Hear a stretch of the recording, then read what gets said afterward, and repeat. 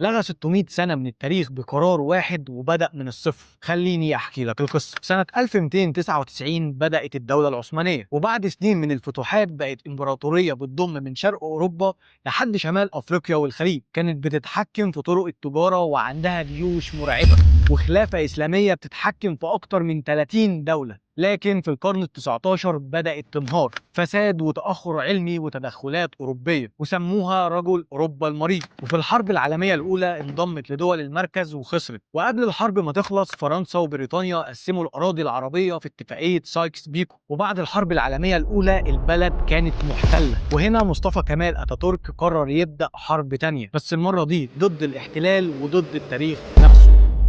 كون جيش وكسب معارك وأسس حكومة جديدة، ولما الناس ساندته أجبر السلطان إنه يتنازل عن الحكم. وفي 1924 أنهى الخلافة العثمانية ونفى العيلة الحاكمة كلها لفرنسا، وكان شايف إن الدين مسألة شخصية وإن المستقبل للعلمانية. وساعتها أعلن قيام الجمهورية التركية، شال الحروف العربية وغير اللبس ومنع رجال الدين من التدخل في السياسة، ومسح الماضي ولغى خلافة إسلامية استمرت 600 سنة.